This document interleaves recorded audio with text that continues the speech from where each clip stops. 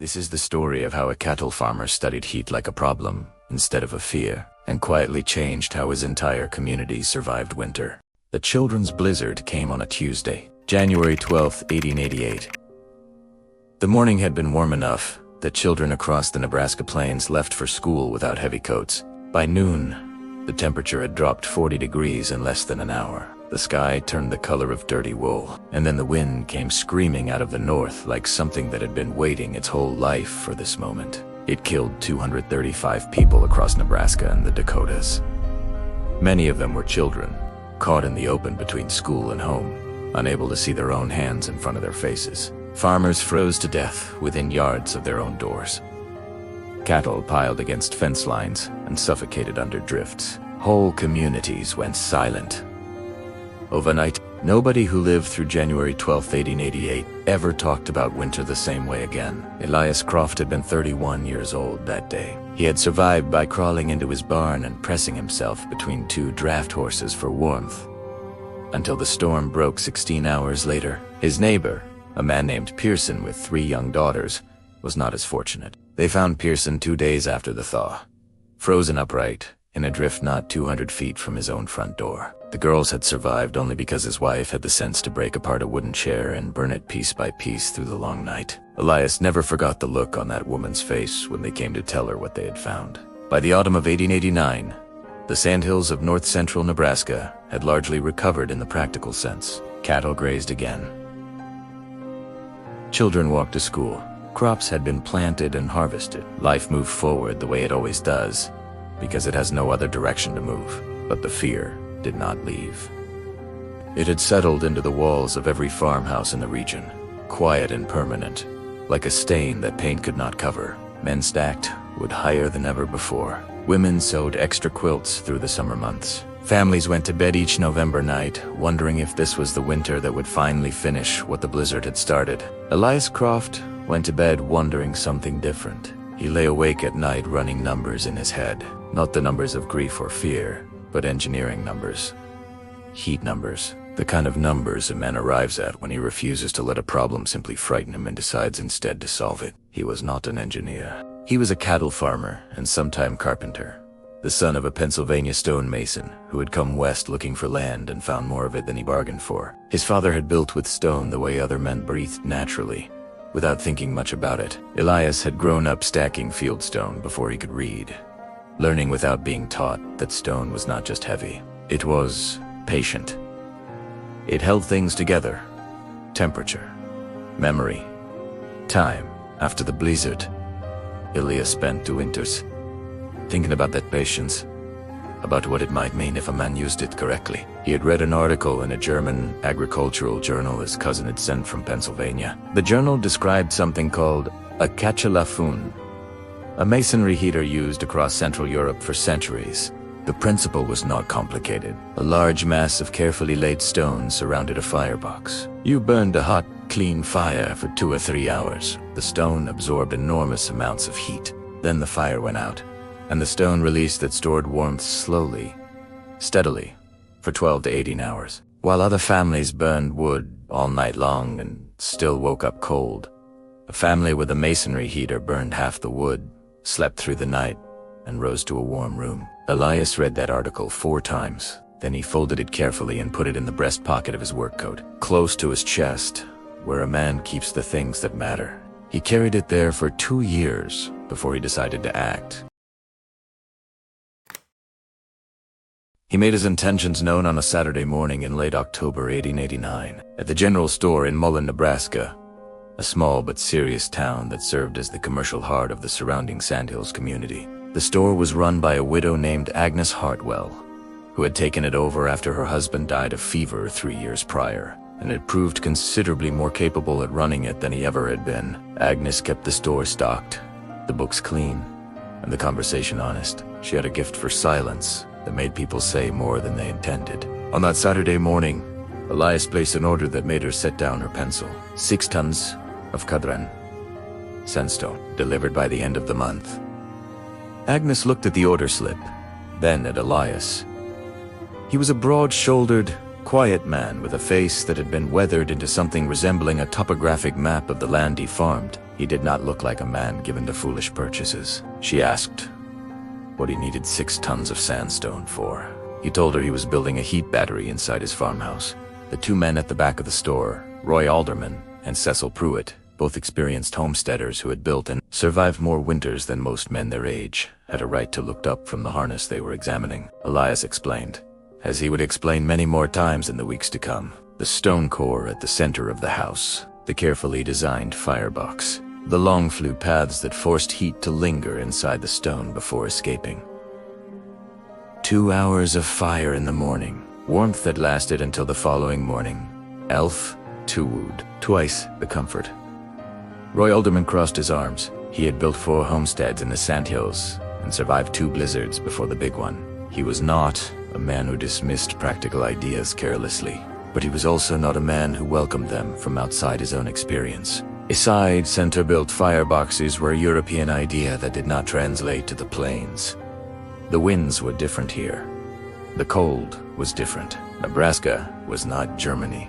You needed a fireplace on the exterior wall so the chimney could draw properly, and you needed it burning all night or you would freeze. Elias said he understood the concern about drafting and had addressed it in the flue design. Roy said that 6 tons of stone in the center of a farmhouse floor would compromise the structure. He said the floor joists were not built for that kind of concentrated weight. He said Elias would spend the winter in a cold house with a cracked floor and half a wood pile. Cecil Pruitt, who rarely offered opinions but held them strongly, said only it is a man who survived the blizzard ought to respect what he does not know about winter. It was a pointed remark, and the store felt it. Elias thanked both men for their thoughts. He paid for the sandstone order and left. The cold that rode in behind him when he opened the door reminded everyone in the store that November was not far off, and that opinions about heat were not merely philosophical.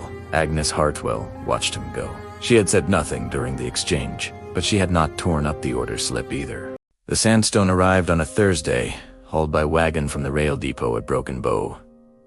6 tons of it, pale gold in the flat autumn light, stacked in the yard of Elias Croft's farmhouse like a small and improbable mountain. His farmhand, a 19-year-old Bohemian immigrant named Pavel Horok, walked around the pile twice before asking what they were going to do with all of it. Elias handed him a shovel and told him they were going to start by reinforcing the floor. He had thought through the weight problem Roy Alderman had raised, because it was a real one. He doubled the floor joists beneath the planned stone core, using timber he had milled himself from cottonwood. It was not elegant work, but it was sound. His father had taught him that a foundation either held or it did not, and there was no middle ground worth gambling on. The firebox went in first, a carefully proportioned rectangle of firebrick, oriented to draw from the prevailing wind direction. Then the stone began to rise around it. Elias laid each course himself, mixing a clay and sand mortar that his father had used in Pennsylvania for fireplace construction. Pavel handed him stones and watched with the particular attention of a young man trying to understand something he has not been taught. The flue was the most complicated part. Instead of running straight up and out, it traveled horizontally through the stone mass before rising a long, winding path designed to extract every possible degree of heat from the combustion gases before releasing them to the outside air. On paper, it looked like the inside of a puzzle box. In stone, it looked like something between genius and madness. Roy Alderman stopped by in the second week of November. He walked around the rising stone core slowly, hands in his coat pockets, face arranged in the careful neutrality of a man trying to find fault without appearing to search for it. He pointed out that the horizontal flue runs would create creosote buildup. He said the draft would be insufficient. He said the whole structure looked like it weighed more than the house it sat inside, which was not far from true. Elias acknowledged each point and explained his solutions. Periodic high heat burns to clear the flue, the calculated draft ratios, the reinforced floor. Roy listened. He did not agree, but he listened, which was more than he had done at the store. Before he left, he paused at the door and said something that surprised Elias. "I hope you are right," Roy said. "I mean that." It was the most honest thing he could have offered, and Elias knew it. A man who hoped you were right was a man who understood what failure would mean. Roy Alderman had been at the Pearson farm. He had helped carry what they found in the drift. He knew what this winter, or any winter, could do when a family ran cold. The stone core was complete by the last week of November. It rose 6 feet from the reinforced floor, a massive column of pale chadron, sandstone wrapped tightly by the walls of the farmhouse. The sleeping loft on the second floor curved around its upper portion, close enough that a man lying in bed could reach out and touch it. The firebox door faced east, toward the kitchen. The whole structure weighed just over 8,000 pounds. Elias lit the first fire on November 24th, 1889. He used dry cottonwood, split fine, stacked tight. He burned it hot and clean for 2.5 hours. When the fire burned down, he did not add more wood. He closed the damper and sat in the kitchen with a cup of coffee and his thermometer and waited. Pavel sat across from him, watching the thermometer as though it owed him something. 2 hours after the fire went out, the air temperature in the kitchen was 71 degrees. Outside, it was 19. Pavel said something in Bohemian that Elias did not understand, but the look on his face needed no translation. December in the Nebraska Sandhills does not ease you into itself. It arrives with intention. By the second week of December 1889, the temperature had dropped consistently below zero at night. Wind came off the open grass in long, flat sheets that found every gap in every wall of every structure on the plains. Cattle crowded against the windward sides of barns. Dogs slept pressed against door thresholds. The sky took on a white, featureless quality that old-timers called blizzard light, meaning that the conditions for disaster were present and only waiting for the right moment. Word had spread through the Sandhills community, the way all word spreads in rural places. Slowly, incompletely, and with more interpretation added at each telling. Some people said Elias Croft had built a stone furnace inside his house. Some said he was burning coal he had smuggled from the rail depot. Some said he had gone strange after the blizzard and was now attempting to heat his home with river rock, which was either impressive or alarming depending on who was telling the story. Agnes Hartwell said nothing to any of them, but she had ridden out to the Croft farm on a clear afternoon in early December ostensibly to deliver a catalog he had ordered, and had stood inside his kitchen for 20 minutes with her coat open while the thermometer on the wall read 68 degrees. No fire burned anywhere in the house. She had pressed her palm flat against the stone core and held it there for a long moment. Then she had said, "Your father taught you this." Elias had said his father taught him stone. The rest he had read. Agnes had nodded, retrieved her catalog receipt, and ridden back to Mullen without another word. But when Roy Alderman came into the store 2 days later, asking whether she had heard anything reliable about what Croft was doing out there, Agnes told him he ought to go see for himself. Roy came on a Wednesday. He brought Cecil Pruitt. They arrived in the early afternoon, 2 hours after Elias's morning fire had burned out. The temperature outside was 4 degrees. Inside the farmhouse, the thermometer read 67. Roy walked to the thermometer and looked at it for a long time without speaking. Then he walked to the stone core and placed both hands flat against it. He left them there.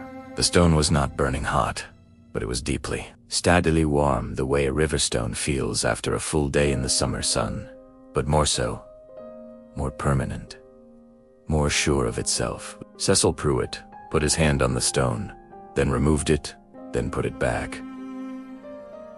He said nothing for a long time. Finally, he said, "It is like the stone is still burning." Elias said that was exactly what was happening. The stone had absorbed the fire. Now, it was releasing it. It would keep releasing it until late that evening. Tonight he would burn another small fire, perhaps 90 minutes, and the stone would carry the house through until morning. Roy asked how much would Elias showed in the woodpile. He had burned less than half a cord in 3 weeks. Roy was burning nearly that much per week, and his house was colder. Roy Alderman sat down in a kitchen chair without being invited to. He put his elbows on his knees and his face in his hands and stayed that way for nearly a minute. When he looked up, he said, "I built 4 houses in this county, every one of them the same way. Fireplace on the exterior wall, wood stacked high. Pray the cold does not come too fast." He paused. Every one of those families almost froze in '88. I almost froze. My youngest daughter slept in her coat for 3 weeks.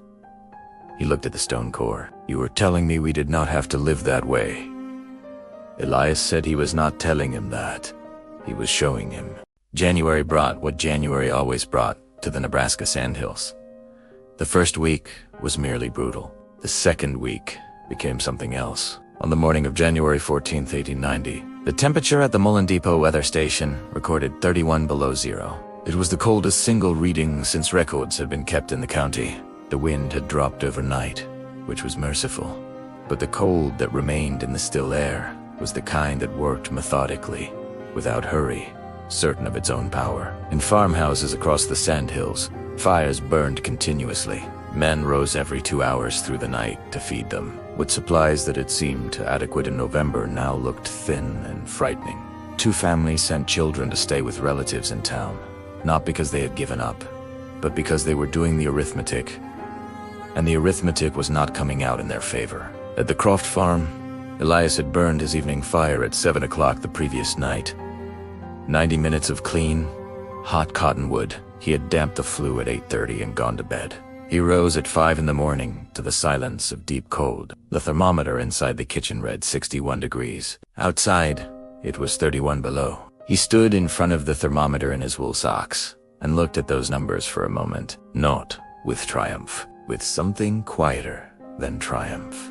With the feeling a man gets when a thing he has spent 2 years believing finally becomes true in a way he can put a number on. Pavel came down from the loft and looked at the thermometer. He looked at Elias.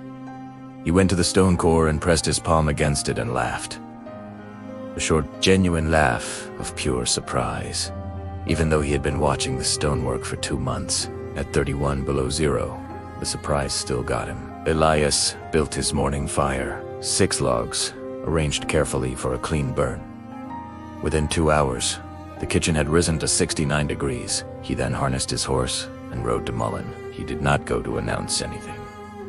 He went for supplies, but his face when he came through the door of Agnes Hartwell's store said something before he could. And Agnes, who missed very little, asked him directly how the night had been. He told her the numbers, 61 degrees inside at dawn, 31 below outside. Agnes set down the can of kerosene she was inventorying and looked at him. The 2 men warming themselves at the stove in the corner of the store. Strangers, a father, and his adult son from a homestead north of town, turned to look at him as well. The father said, "That is not possible." Elias said he had the thermometer reading written down. He showed them the small notebook he had been keeping since November. Columns of numbers. Outside temperature, inside temperature. At dawn, wood burned in the previous 24 hours. Every day since the stone was complete. The father took the notebook and read it slowly. His son read over his shoulder. After a long moment, the father said, "My wife cried last night. She was so cold and she cried and told me she could not do another winter like this one." He handed the notebook back. "How do I build what you built?" Roy Alderman came back with his notebook. He came 3 times in January. Measuring, sketching, asking questions he had never thought to ask in 30 years of construction. His questions were good ones, the questions of a man who understood building and was now trying to understand it more deeply. He asked about the ratio of Firebox Volume 2 stone mass, about the optimal length of horizontal flue runs, about the specific properties of Shadran sandstone versus limestone or granite. Elias answered everything he knew and said plainly when he did not know. "You have not just built a warm house," Roy said on his 3rd visit, sitting at the kitchen table with his notebook open. "You have built something that changes how we have to think about building out here." Elias poured him coffee and said he thought what he had built was closer to something old than something new. His father's people in Pennsylvania had known versions of this. The Germans in the next county had known it. The knowledge had simply not followed the homesteaders west, because the homesteaders moved fast and built fast and did not have time to think carefully about heat before the first winter arrived. "We built for speed," Roy said, "not for sense." "Most men build for the winter in front of them," Elias said, "not the winter after that." Roy was quiet for a moment. Outside, the wind had picked up again, dragging cold across the flat grass in long, invisible sheets. "That blizzard," Roy said finally. "I think about it every November. I think about Pearson. So do I. A man like Pearson. Good man. Careful man. He did everything the right way as he understood it. And it still was not enough." "That is the problem," Elias said. "Doing the right thing the wrong way." Roy closed his notebook. "I am building my son's house in the spring. Will you come out and help me lay the stone, right?" Elias said he would, By the end of January, the coldest stretch had broken. The Sandhills exhaled. Wood piles that had dwindled to frightening levels were still standing. Families that had feared the worst had made it through. Agnes Hartwell had quietly begun ordering sandstone through her supply contacts in Chadron. She placed it near the front of the store with a hand-lettered card that said simply, "For thermal construction. Ask inside for information." 3 families inquired in the first week. The father from north of town, his name was August Renner, came in with his son and spent 2 hours with Elias's notebook, which Agnes kept a copy of behind the counter. They could not tear down and rebuild their house, but they could rebuild the fireplace wall. They could add stone mass where the heat was being lost fastest. Even partial changes reduced wood consumption and softened the brutal overnight temperature swings that had made the previous winter almost unbearable. The Renner farmhouse, by the following winter, was measurably warmer than it had ever been. August's wife did not cry from cold that January. A Czech family named Blazek, who farmed 12 miles southeast of Mullen, came to see Elias in February. Their English was limited and his Czech was non-existent. But the thermometer on the wall and the stone core in the center of the kitchen and the small stack of firewood beside the door said everything that needed saying. The father touched the stone with both hands for a long time. Then he looked at Elias and nodded once, slowly, with the gravity of a man receiving something important. They built their own stone core the following spring. They got it slightly wrong on the first attempt. The flue geometry was off, and the draft was weak. Elias rode out and helped them correct it. On his way home, he thought about his father laying stone in Pennsylvania, and about the German journal folded in his breast pocket, and about the Czech family, whose name he could barely pronounce, now carrying the same knowledge forward in their own language. Knowledge did not belong to the man who held it. It belonged to the problem it solved.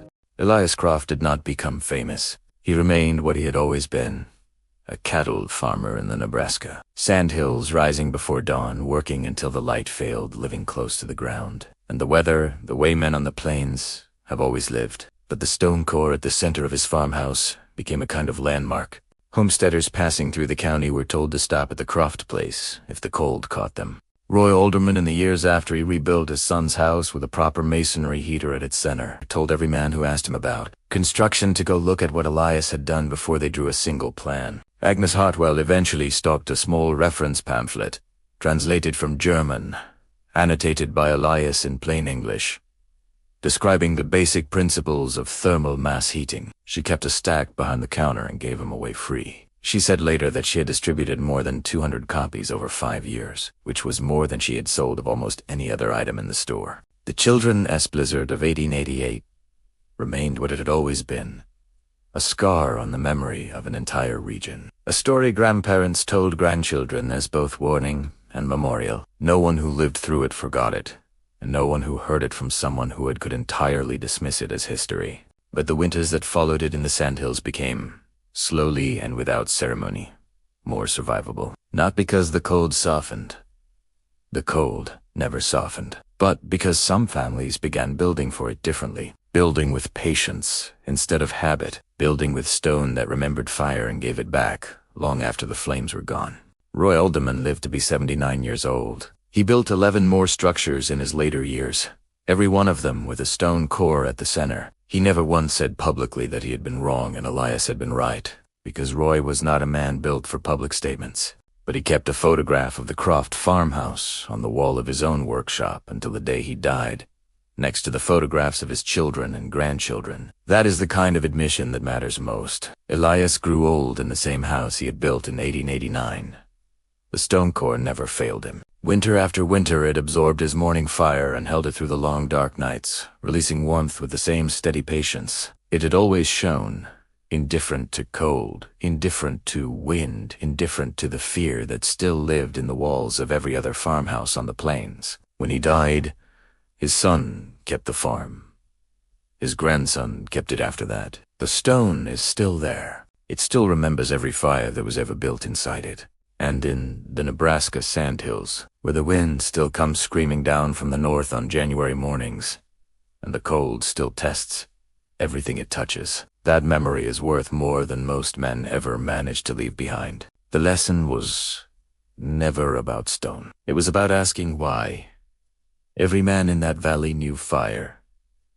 Every man knew cold, but knowing a thing and understanding it are different countries, and most men never buy the ticket to cross the border. Elias Croft bought the ticket, and everyone who slept warm because of it paid for nothing. The end.